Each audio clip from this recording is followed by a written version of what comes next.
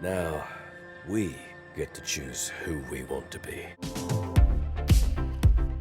Hey, welcome back to ScreenCrush. I'm Ryan Airy, and this is all of the Easter eggs, references, and little things you might have missed in the finale of The Bad Batch. The cavalry has arrived. And guys, I am really gonna miss this show. Jennifer Corbett wrote a terrific send-off to the series, and the action is so well directed. This is one of my favorite episodes of the show. Not perfect, but I'll gripe a little bit later about some nitpicks that I think a lot of you guys might share with me. But overall, this show is such a lovely little epilogue to the Clone Wars. It began with the theme of individuality in the face of conformity, and I love how the series had a theme that it saw through to the end. We have lots of Easter eggs to talk about and a potential Omega spinoff, but I just want to thank all of you guys for going on this journey with us. And I have a special announcement to make. Today, we are launching 2 new shirts at our merch store in honor of The Bad Batch and May the 4th. We have the You Are My Brother shirt documenting the most heartbreaking relationship in the saga, and my personal favorite, the Twin Sunset Always shirt honoring my favorite moment in Star Wars. Right now, you can get these shirts and all of our Star Wars related merchandise for 15% off our merch store, which really does help support our channel so we can make videos like this one. This offer is good through May the 4th. So check out these shirts, our Good Soldiers Follow Orders, the original trilogy, Somehow Palpatine Returned, and all our other fun Star Wars related merch. The links are below. So there were a few differences in the opening of this episode. Normally, Star Wars shows open with like the various helmets and characters shown in red or blue, but in this episode, the characters are more monochromatic. I think this is because the episode is about the war ending for the Bad Batch. So instead of seeing the world in these good versus evil terms, they're kind of going gray and into retirement. Also, instead of the military drums, the main title has this very slow build up and reveal.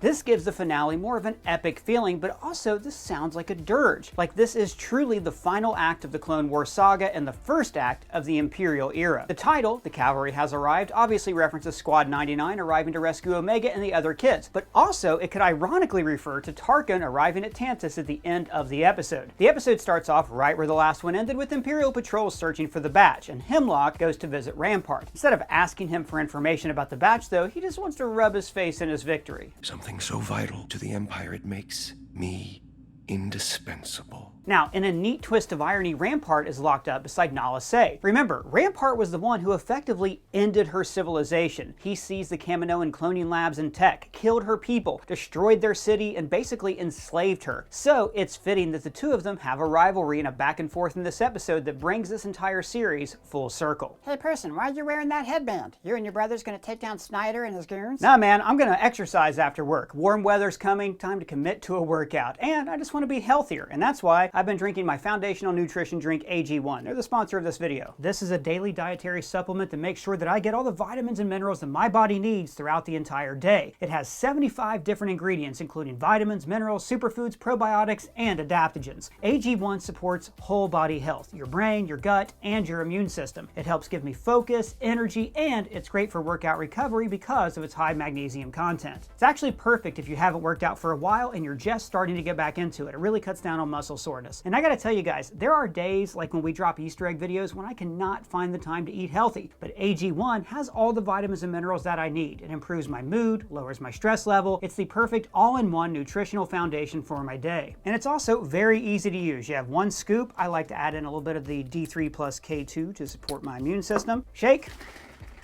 And that's all you need for the day, every day. Now, because this is so easy, it's become an essential part of my daily routine. No messy blenders, just powder, water, shake, and I'm good. But how does it even work? Well, it's normally hard for the human body to absorb so many vitamins and minerals, but AG1 carefully sources their ingredients for absorption, potency, and nutrient density, so you get the most out of the nutrients you consume. Now, if you sign up with our link in the description or scan this QR code, you get a free welcome kit that includes the canister, the shaker, a 1-year supply of the vitamin D3 plus K2, and 5 travel packs of AG1. Just click our link to get started on your first purchase of AG1. Now, back to what I was saying. So there are 3 different groups operating in this episode, which is like so Star Wars. I mean, the climaxes of like 8 different Star Wars movies feature cross-cutting between different aspects of a battle, and having so many parallel stories gives this rescue mission a more epic cinematic feel. Echo and Carr, who I would ship if they weren't technically brother and sister, they develop an escape plan. Now, I've loved Dr. Carr's arc this season because it's kind of a microcosm of all clones' arcs. They all started off as loyal automatons who slowly developed a conscience throughout the Clone Wars. Then she name drops Project Necromancer. Project Necromancer. What's a necrodancer project? Necromancer. It means to use magic to raise the dead. I mean, you remember how like they explained Palpatine getting cloned in Rise of Skywalker. Somehow Palpatine returned. And then how Mary from Lord of the Rings kind of elaborated on it. Dark science. Cloning. Well, buddy, that's what this entire season has been showing us. The Emperor's first attempt to clone a Force-sensitive body for himself. It's why Moff Gideon wanted Grogu's blood in The Mandalorian, and we also heard Necromancer name-dropped in Season 3 of that show. Project Necromancer is in place for that. So it was really nice to see Star Wars kind of fill in the gaps of that, so like Palpatine's resurrection in Rise of Skywalker doesn't just come out of nowhere. Meanwhile, Omega pulls her prison break, reprogramming a droid to incapacitate Dr. Scalder. Yeah, take that, Scalder. Stupid job's worth being mean to a baby. Whoa, easy, buddy. Sorry, I used to live in a kennel and she reminded me of someone. So yeah, Scalder gets her comeuppance, and I love this detail, how little Eva has strapped her Tuca doll to her back, like she's taking along her little friend for her escape. Omega's plan is to unleash the Zillo Beast, and this is another great payoff that they have been seeding in Star Wars for years. In the Clone Wars, the Zillo Beast was first discovered on Malastare, and then, for some reason, they brought it to Coruscant for study, where it rampaged like it was in a kaiju movie. Afterwards, Palpatine ordered it to be studied and cloned. You want me to clone the beast? Specifically, he was interested in cloning its scales, which could deflect lightsabers. And then, more recently, we saw a Zillo grow from infancy in the excellent episode Metamorphosis. I love this monster. It's part Godzilla, part Xenomorph, and this episode was a really fun payoff to Palpatine's original plan from the Clone Wars. Now, Omega's plan is to use the Zillo as a distraction to divide up the forces of the Empire. And notice right here, this Clone Guild patch on this guy's arm. At least, I assume this is a Cloner Guild patch, because we saw young clone cadets wearing it, and of course, Pershing wears it in The Mandalorian. So wait, there's a clone guild? Well, in the Star Wars galaxy, they kind of work on a medieval system of guilds. There's a bounty hunter guild, a scrappers guild, etc. So it would make sense if scientific disciplines also use guilds as well. But I don't think they've ever actually said, hey, this is the patch from the Cloner Guild. But if I'm wrong, let me know in the comments. Okay, yeah, sounds good to me. Now, one cool detail here is that as soon as they realize the Zillo is loose, the Imperial technicians run away and the clone commandos step up to fight. Now, when the Zillo first attacked Coruscant in the Clone Wars, it was created to very much feel like an old school Godzilla film with the monster looming over the city. But here, they frame its entrance more like the 2014 Godzilla, where it is seen through mist, larger than life, like a force of nature that the Empire cannot contain. Outside the mountain, Wrecker is gravely injured. And just as a side here, did anyone else think for sure that someone was going to die this episode? I spent the entire episode on pins and needles. After losing Tech at the finale last season, I really felt like anyone could die, except Omega, you know, because of the rule. Kids don't die! Little kids get cancer. Oh, they do. But Crosshair actively wants to sacrifice himself, but Hunter says they're not going to do Plan 99. Now, Plan 99 is the Bad Batch code for a squad member sacrificing himself, like Tech did. There is no time, Wrecker. Plan 99. And it is named after Clone 99, the irregular clone who sacrificed his life at the Battle of Kamino to save his brothers.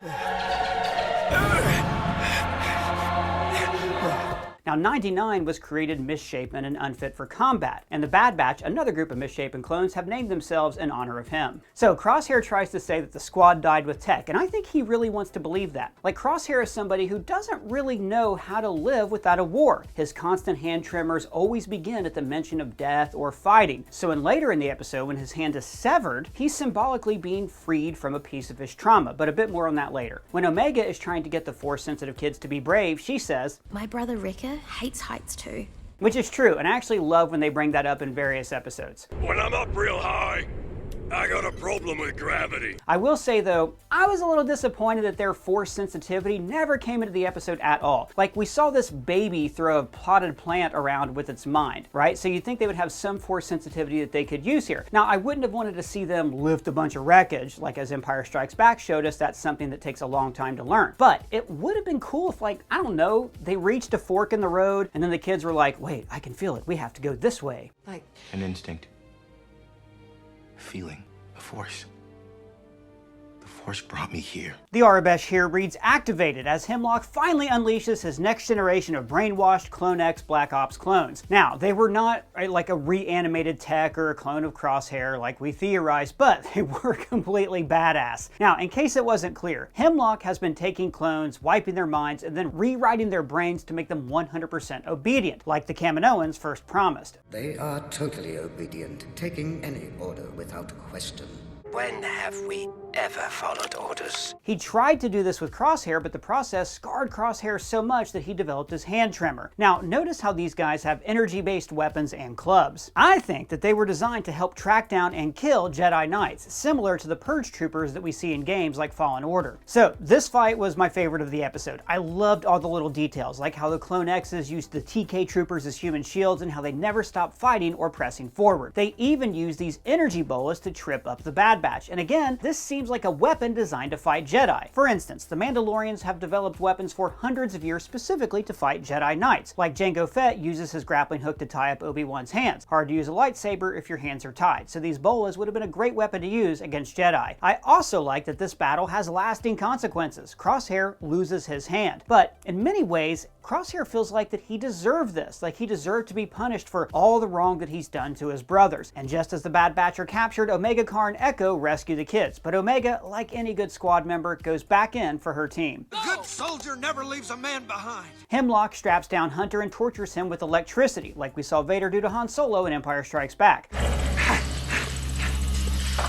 But this isn't just torture. This is the beginning of his brainwashing technique. Crosshair would have been exposed to hours of this torment, which is why he's dealing with such deep-rooted trauma. They release the captive clones. Now, this fulfills the mission that Rex actually started last season. But Rex's mission took a huge hit this season when Clone X destroyed his hidden base and Hemlock kidnapped all of his men. But now that these clones are free, this explains why Rex, Wolf, and Gregor go into retirement, like we saw years later in Star Wars Rebels. And man, I loved the moment where the clones stand up and decide to have one last fight to free the Bad Batch. At the beginning of this series, the Regs were standoffish with the Batch, and now to see them risk their freedom brings the show full circle. Also, it's a great way to end the story of the clones. Revenge of the Sith and Clone Wars both end with the clones losing their freedom to choose. They are forced to kill and betray the Jedi. So this entire show has been about the will of the individual, individuality, winning out over conformity. It's been about disproving the sane. Good soldiers follow orders. So this show began with clones, the Bad Batch, resisting their programming, and now it ends with a mass revolt of clones fighting against the Empire and resisting being programmed to begin with. I also thought that the Clone X's are a fitting opponent for the Bad Batch because, like, they're mirror opposites of each other. The Bad Batch were created to be clones with specialties in combat, to be, more than just another clone. But by extension, the Bad Batch are more independent than all of the other clones. And the Clone X's take this idea to its logical endpoint. They are clones with specialties who cannot fit in with the others, but they are also fully controlled by their leaders. They are the cold-hearted definition of good soldiers follow orders. Nala Se goes off to destroy the database as Rampart follows her. Now, it's a small detail, but the Imperial server here is like made up of different drives of red light, similar to the opposite, the blue light in the Jedi archives, but it's the Empire, so it's going to be red. The Clone X armor absorbs stun rays, which is new. I don't think we've ever seen that before. Or maybe the clones themselves have just been redesigned to be immune to these kind of shockwaves. So Rampart holds Nala Se hostage while the Arabesh here reads transfer in progress as he downloads all the data to his iPad. And you know what? I really like this whole exchange. I thought it was extremely fitting. Nala Se could have just died in an explosion sacrificing herself, but instead they wrote it to where she got to take out the man who killed her people. It will always be Kaminoan. Elsewhere, Hemlock activates the same sleeping gas that he used to capture Crosshair last season, and then he handcuffs himself to Omega to make his getaway. It's an older cliche, sir, but it checks out. Oh, gosh, that's a good reference. I love you so much. Yeah, I love you too, person. Had to make it weird, didn't you? Now, in this shootout, it is easy to miss a very important recurring character from the Clone Wars series. This is your mom. And I will say that one thing I wish this show had more of was just some brutal, violent moments. The Bad Batch are supposed to be this elite kill squad, but because this is an animated show on Disney+, we never get to see Hunter being, like, truly brutal. But here, he impales Clone X and sticks him to a wall. Now that's the kind of ultra-violence I want to see in my space operas. Outside on the landing platform, it's raining, and I have to think this is a visual callback to Topoka City on Kamino from Attack of the Clones, taking us back to where this entire clone saga began. We finally see the death of Lieutenant Scorch, who has been quietly on the Bad Batch's back since Season 1. And then we had this great climactic moment for Crosshair's arc. He's down a hand. He has tremors. He cannot trust himself to just take out Hemlock and not hit Omega. I'm off. I can't risk Omega. Crosshair's whole life has been about being a sniper, working alone. But here, he is finally accepting that he is part of a team. Wait for her. then take the shot. Omega stabs Hemlock and gives Crosshair the opening he needs, and Hemlock ends up going out just like Tech. I mean, this guy was an all-time Star Wars villain, and Jimmy Simpson was just pitch perfect in this role. I would actually love to see him pop up in live action at some point. And then, how epic was this shot? Right when the Bad Batch jumped away, Tarkin arrives. Now, these are two Venator-class Star Destroyers from the Clone Wars era, but the center ship, I believe, is a Victory-class Star Destroyer, and I think this might be the first time that one of these appears in continuity as the new Imperial ships are replacing the older models from the Clone Wars. Now, the shot of the Star Destroyer flying over Tantis seems like it's a direct parallel to this shot of the First Order Star Destroyer eclipsing a planet in the opening shot of The Force Awakens. Now, in The Force Awakens, this symbolizes the movie's heavy-handed point about how the First Order was eclipsing the light of the galaxy, while in this shot it is showing how the Imperial Order is about to take over the budget from Project Necromancer. And then Grand Moff Tarkin enters the base with a new generation of shock troopers. Instead of clones, these are conscripted TK troopers. Now, in A New Hope, Tarkin comes off like such a hard-ass military man.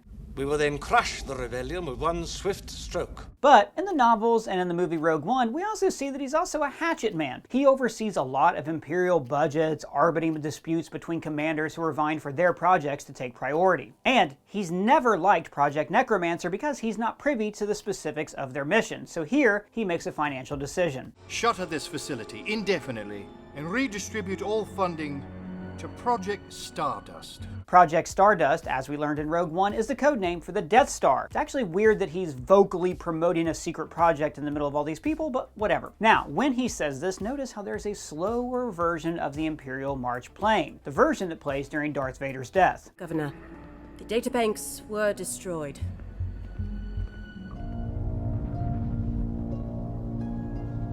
Thanks Barry G. White on Twitter for that observation. Now, in both scenes, an era is winding down, the Clone Wars and the rebellion against the Empire. Tarkin then gets a report from Captain Bragg, who first appeared in the episode Common Ground. So now, with the money for the clone research being scrapped, this sets back Project Necromancer for decades, and it's going to force the Emperor to move it to an off-site location in the unknown regions, Exegol, which we saw in Rise of Skywalker. And actually, this might explain why he creates both the Sith Eternal Fleet and the First Order. Like, I always thought it was weird that he had one completely secret government being formed in the unknown regions, and then like a super duper secret fleet also being formed in the unknown regions. But what if the First Order was actually a distraction to seize military power and like keep Luke and Leia and Han busy, while the Sith Eternal Fleet was actually there just to safeguard his plan to resurrect himself? Oh my god, that actually makes a lot of sense. Well done, Bad Batch, for making part of Rise of Skywalker make sense. And then we go from the cloudy skies of Tantis to the blue skies of Paboo, and we even get a matching overhead shot of Paboo City as circles within circles, just like this overhead shot of Mount Tantis. Now, all season long, I have talked about how the show is drawing these contrasts between these two worlds. One is gray, the other is lush and green. One is technological, the other is natural. One symbolizes freedom, and the other symbolizes slavery. Notice how when she's on Paboo, Dr. Carr no longer wears her glasses. Now, I've talked in the past about how her rigid grid glasses symbolized her rigid worldview, but now, like everyone else, she is free to see the world for what it actually is and to enjoy that freedom. Echo says that many clones are settling on Pantora, where Senator Chuchi is from, and he says that Carr should actually tell Chuchi what she knows. Remember, Senator Chuchi is the senator that fought for clone rights and retirement plans last season. You now wish to discard them, leave them with nothing.